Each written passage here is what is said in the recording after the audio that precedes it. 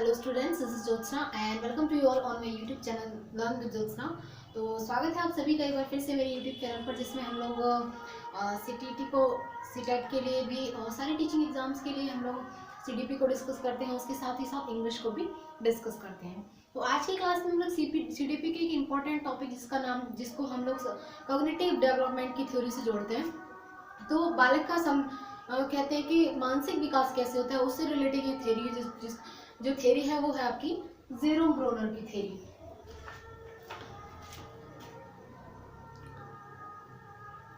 ये थ्योरी आपकी Jerome Bruner से। तो जेरोम ब्रूनर बेसिकली किससे है? ये हमारे कॉग्निटिज्म से रिलेटेड है। किससे रिलेटेड है? कॉग्निटिज्म। कॉग्निटिज्म क्या मतलब क्या होता है? कॉग्निटिज्म मतलब संज्ञान। संज्ञान मनोविज्ञान में संज्ञान उस शब्द को कहते हैं जिसमें हमारी सारी मानसिक क्रिया, मान लीजिए हमारा सोचना, चिंतन करना, मनन करना, उसके बाद स्मरण करना, उसके बाद थॉट्स कलेक्शन करना, स्कीमाज भी जिसकी बात प्याजी करते हैं, पॉकेट ऑफ इंफॉर्मेशन जिसमें छोटे छोटे ग्रुप्स बने रहते हैं, किसी चीज़ का प्रतिबिंब बनाना, वो सब चीज़ें हमारे दिमाग से रिलेटिव होती हैं, वो सारे हमारे मस्तिष्क से रिलेटिव होती है, जिसको मनोविज्ञान में कॉग्निटिव बोलते हैं, यानी कि इसको बोलते हैं मनोविज्ञान में संज्ञान यानी दिमाग। तो वही चीज है ये जो जेरोम ब्रूनर। सबसे पहले तो बेसिकली इस फील्ड में प्याजे को बोला जाता है, लेकिन प्याजे की थ्योरी का कह सकते हैं कि प्याजे की थ्योरी के बाद जो एक कॉग्निटिव की जो थ्योरी आई है वो जेरोम ब्रूनर ने दी है। और उस थ्योरी को हम लोग कहते हैं कि प्याजे का संशोधन है, या तो सुधार है प्याजे की थ्योरी में, या फिर ये क्या है उसका अल्टरनेटिव, या तो सुधार है, संशोधन है, या उसका वैकल्पिक रूप है। यानी अगर हम लोगों ने अगर प्याजे की थ्योरी को पढ़ा, उसके बाद अगर हम कोई थ्योरी कॉग्निटिज्म में पढ़ना चाहेंगे तो वो हम पढ़ेंगे इसकी। हालांकि बात तो बायगोत्स्की भी करते हैं इसकी, और लेकिन इन्होंने बेसिकली कॉग्निटिज्म से इस चीज को उठाया है। तो ये जो है जेरोम ब्रूनर, इनका जन्म कब हुआ था? इनका जन्म हुआ था 1915। एक्चुअली एक अमेरिकन साइकोलॉजिस्ट थे, तो जो अमेरिका से ये बिलोंग करते थे। तो वहाँ पे इन्होंने क्या किया, वहाँ पे इन्होंने इस फील्ड में वर्कआउट किया। तो इनका जन्म कब हुआ था? 1915 में, यानी 1950 में, और इनकी डेथ जो हुई 2016 में। ठीक है, तो एक बात हुई। अब जो प्याजे हैं, प्याजे क्या कहते हैं? प्याजे कहते हैं बच्चे लिटिल साइंटिस्ट हैं। बच्चे लिटिल साइंटिस्ट हैं, वो जो ज्ञान है उसका निर्माण खुद ही कर लेते हैं। कैसे? जो हमारा एनवायरनमेंट है, वातावरण से वो ज्ञान को क्या कर लेते हैं, एक्वायर कर लेते हैं। तो उसमें मतलब जरूरी नहीं कि हम उन्हें गाइड करें या हमें उन्हें सिखाने या पढ़ाने की कोई भी जरूरत नहीं है, ऐसा प्याजे कहते हैं। बट यहाँ पे जो जेरोम ब्रूनर की थ्योरी है, इन्होंने ये बोला है कि शिक्षा मानसिक क्रियाओं को महत्व दिया है। इन्होंने कॉग्निटिज्म को महत्व दिया है। इन्होंने ये कुछ 3 स्टेप्स बताए हैं, 3 इनके जो स्टेजेस की बात ये भी करते हैं, जैसे कि इसको अवस्था सिद्धांत भी इसीलिए बोला जाता है क्योंकि ये 3 अवस्थाओं की बात करते हैं। जैसे हमारे प्याजे हैं वो 4 अवस्थाओं की बात करते हैं, आपकी सेंसरी मोटर हुआ, मूल संक्रियात्मक, अमूर्त संक्रियात्मक, औपचारिक, इस तरीके से 4 स्टेजेस। लेकिन यहाँ पे ये जो जेरोम ब्रूनर है वो 3 स्टेजेस की बात करते हैं। इन्होंने ये बोला, इनकी थ्योरी से निकल करके आ गया कि जो ज्ञान है वो क्या होता है, बच्चे के दिमाग से रिलेटेड होता है, उसको आप एनवायरमेंट से इन्होंने रिलेटेड नहीं किया। तो ये इनकी थ्योरी में है। इसके बाद इन्होंने क्या बोला, बच्चा शिक्षा, सभ्यता और संस्कृति से सीखता है। कैसे सीखता है बच्चा? शिक्षा से सीखता है, एजुकेशन से, संस्कृति से, और किससे सीखता है बच्चा? संस्कृति से, और किससे सीखता है बच्चा? समाज से भी, है ना। तो ऐसे इन्होंने संस्कृति, शिक्षा, नहीं समाज की बात ये नहीं करते हैं, सभ्यता और संस्कृति की बात ही करते हैं। शिक्षा जो समाज की बात है बेसिकली बायगोत्स्की की सोशियो कल्चरल थ्योरी का नाम ही है। तो यहाँ पे ये जो जेरोम ब्रूनर है, इनका जो ये जो है कहाँ से है? मनोवैज्ञानिक है। कहाँ से? अमेरिका से है। तो अमेरिका से। और दूसरी चीज क्या है, ये भी किससे रिलेटेड है? कंस्ट्रक्टिवलिज्म।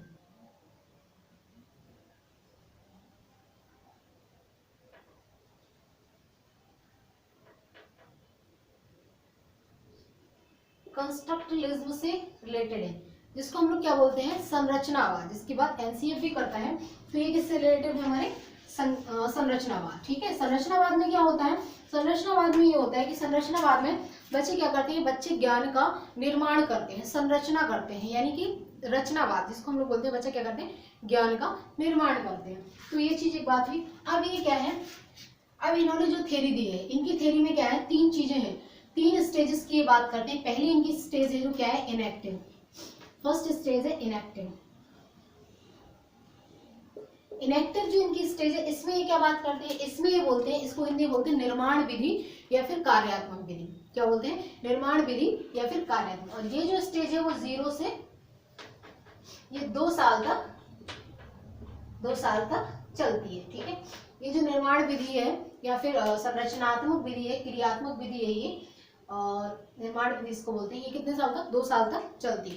तो 2 साल, और जैसे कि प्याजे की जो फर्स्ट स्टेज है सेंसरी मोटर, वो 0 से 2 तक है, तो वही मान लीजिए आप यहाँ पे 2 साल तक के लिए होती है। इसमें क्या होता है, इसमें ये होता क्रियात्मक विधि। बच्चा क्या करता है, सेंसरी मोटर अपने ऑर्गन्स के थ्रू सीखता है। मान लीजिए किसी चीज को बच्चा देखता है और उससे डर जाता है। जैसे मान लीजिए कई बार आप लोगों ने देखा होगा कि छोटा बच्चा होता है, वो नहीं जानता कि हमारे मम्मी हैं, हमारे पापा हैं, लेकिन कहीं ना कहीं उसके दिमाग में एक इमेज थोड़ा सा अपने उससे वो समझ जाता है कि ये उसकी मम्मी है, तो वो रोना बंद कर देता है।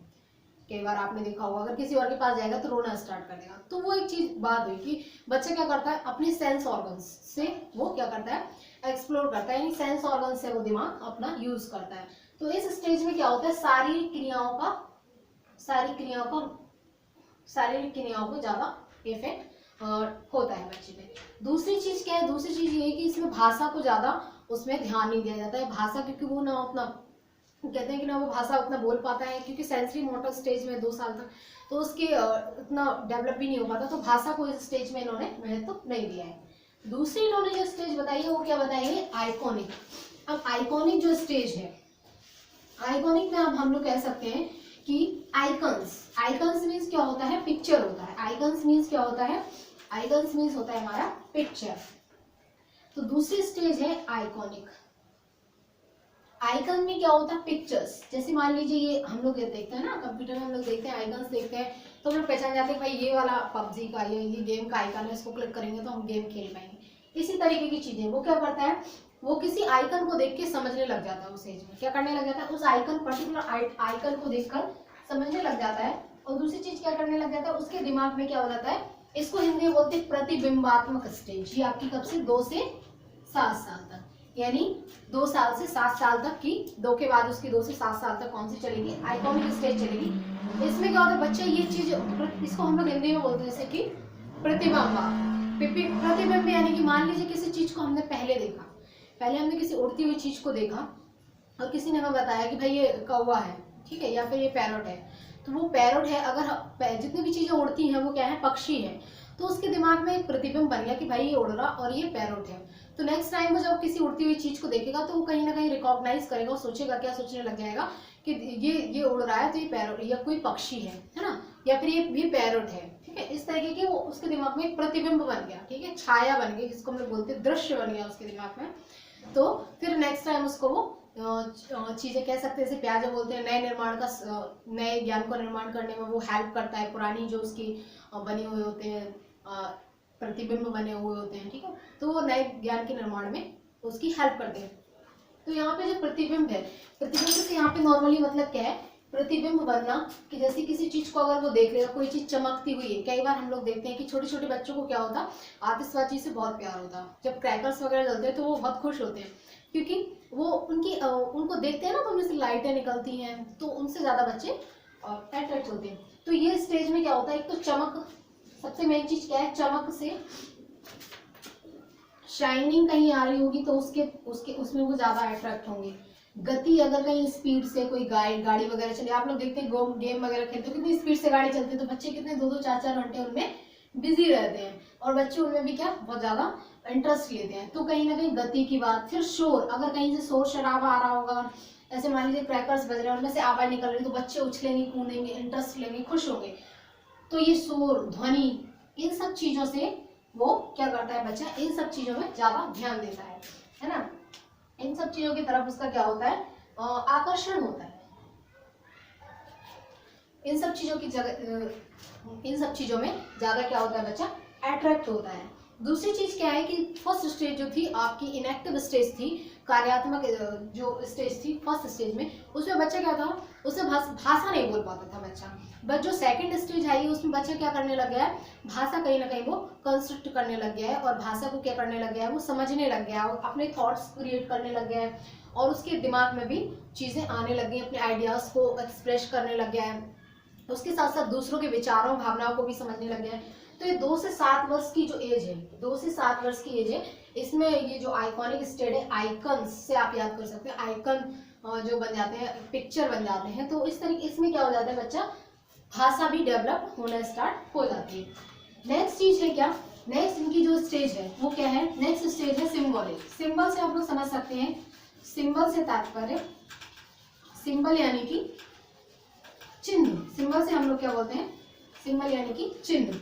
तो इसमें क्या होता है, बच्चा कैसे करता है, बच्चा अपना रिएक्शन किसके प्रति देता है, चिन्ह। मान लीजिए आपने बोला उससे, पहली स्टेजों पे वो चिन्ह को नहीं समझता था, अब इस स्टेज में आपने उससे बोला 2 + 2, तो आपने उसने जब देखा कि ये भाई चिन्ह लगा है किस चीज का, प्लस का, किसका चिन्ह लगा है, धन का, तो हमें क्या करना है, इसको जोड़ना है, तो वो यहाँ पे हल कर देगा 4, है ना। कहीं ना कहीं वो आइकॉन्स को समझ, या फिर आपने बोला 2 - 2, तो उसने यहाँ पे देखा कि भाई ये सब्ट्रैक्शन का साइन लगा है, तो हमें क्या करना है, इसमें से इसको माइनस करना है, तो वो हाल यहाँ पे 0 कर देगा, है ना। तो इस तरीके की चीजें बच्चा कब करने लग जाएगा, जब वो उन चीजों के उनकी सिंबल्स को समझ पाएगा, है ना, क्या कर पाएगा, सिंबल्स को समझ पाएगा।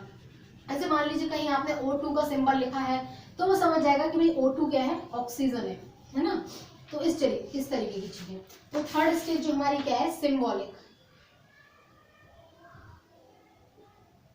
सिंबॉलिक यानी कि संकेतात्मक अवस्था। कौन सी अवस्था, संकेतात्मक अवस्था। संकेतात्मक अवस्था आपकी कब तक रहती है, ये आपकी 7 to 16, यानी 2 से 7 वर्ष तक तो आपकी सेकंड थी, आइकॉनिक थी। उसके बाद कौन सी आ गई आपकी नेक्स्ट आ गई, कौन सी वाली, 7 से 16 तक में रहेगी आपकी ये सिंबॉलिक स्टेज। सिंबॉलिक स्टेज में क्या होगा कि बच्चा क्या करेगा, सिंबल्स के थ्रू बातों को समझेगा, सिंबल्स के थ्रू बातों को समझेगा।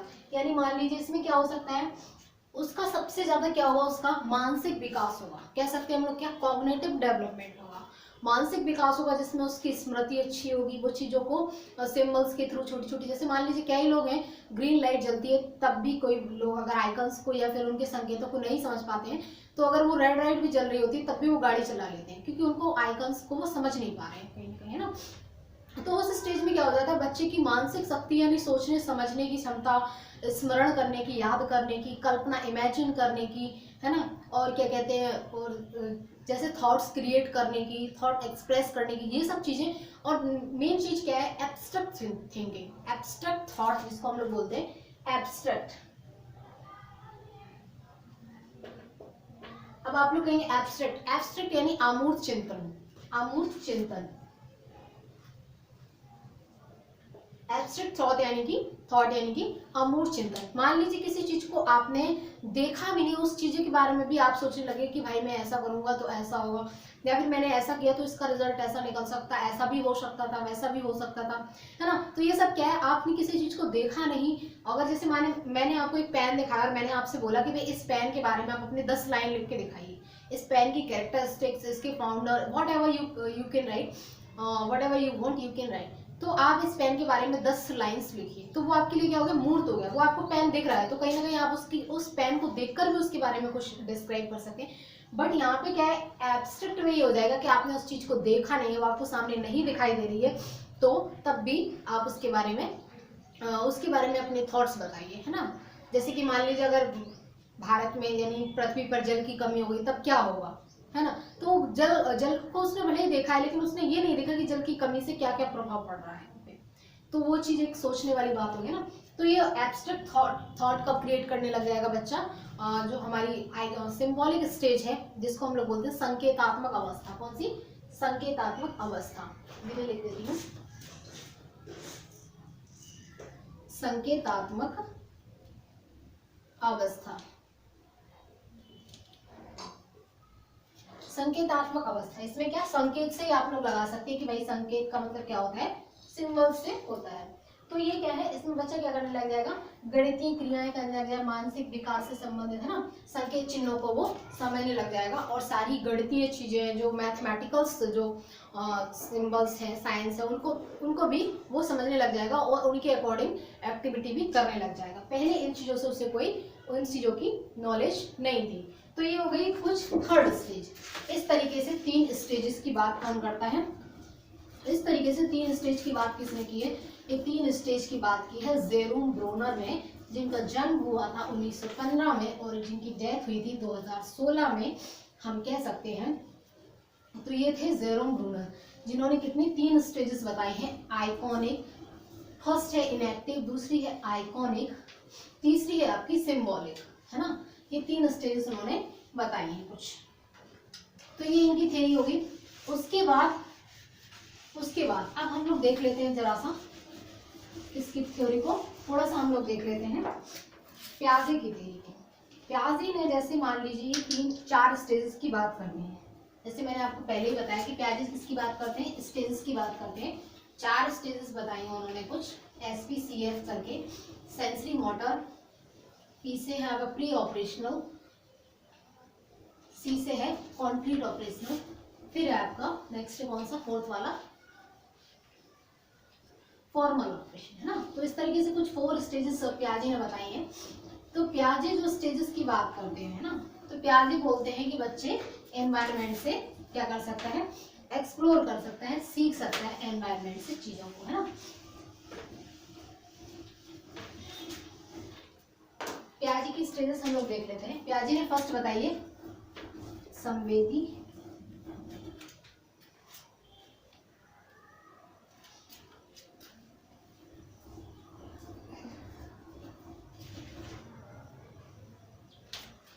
प्याजे ने फर्स्ट बताइए संवेदी गामक अवस्था, है ना।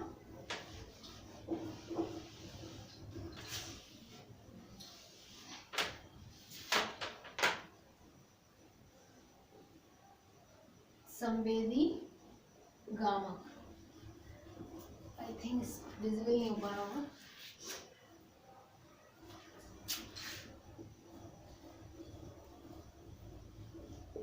पहली प्याजे ने बताई है संवेदी गामक अवस्था, ठीक है। दूसरी उन्होंने बनाई है पूर्व संक्रियात्मक,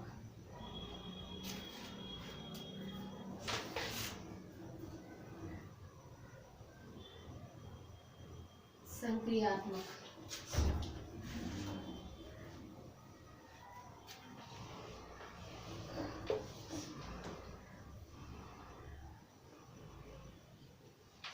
चलिए मैं आपको वर्बली बता देती हूँ। पहली उन्होंने कौन सी बताई है, पहली उन्होंने सेंसरी मोटर बताई है, जिसको हम लोग बोलते हैं संवेदी गामक अवस्था। दूसरी उन्होंने कुछ बताई है मूर्त संक्रियात्मक अवस्था, पूर्व संक्रियात्मक अवस्था, इसको फिर मूर्त संक्रियात्मक, पूर्व संक्रियात्मक, मूर्त संक्रियात्मक, संक्रियात्मक, फिर औपचारिक अवस्था बताइए, ठीक है, औपचारिक संक्रियात्मक, है ना। तो वो 4 स्टेज बताई हैं, पूर्व संक्रियात्मक, फिर मूर्त संक्रियात्मक,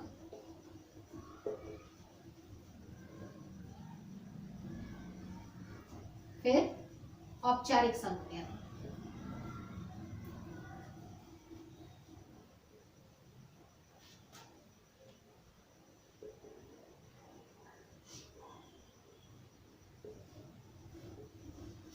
औपचारिक संक्रियात्मक, ये कुछ उन्होंने 4 स्टेजेस बताई हैं, ठीक है। तो पहली जो स्टेज है उन्होंने, है ना,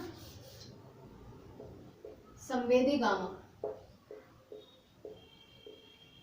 पहली उन्होंने 0 से 2 बताई है, दूसरी उन्होंने 2 से 7 वर्ष बताई है, फिर 7 से 11 बताई है, और यहाँ पे 11 से 19 तक मान लीजिए, 3 एज तक आप मान लीजिए। तो ये कुछ 4 स्टेजेस बताई हैं। और जो ब्रूनर है उन्होंने 3 स्टेजेस बताई। तो हम लोग यहाँ पे कहते हैं कि जो उनकी 3rd और 4th स्टेज है, कौन सी, उनकी 3rd और 4th स्टेज है, वो कौन सी आती है, 3rd और 4th स्टेज किस में आ जाएगी, आपकी सिंबॉलिक में आ जाएगी। किसमें, सिंबॉलिक स्टेज, जेरोम ब्रूनर की सिंबॉलिक स्टेज। आई थिंक अब आपको विजिबल हो रहा होगा, है ना।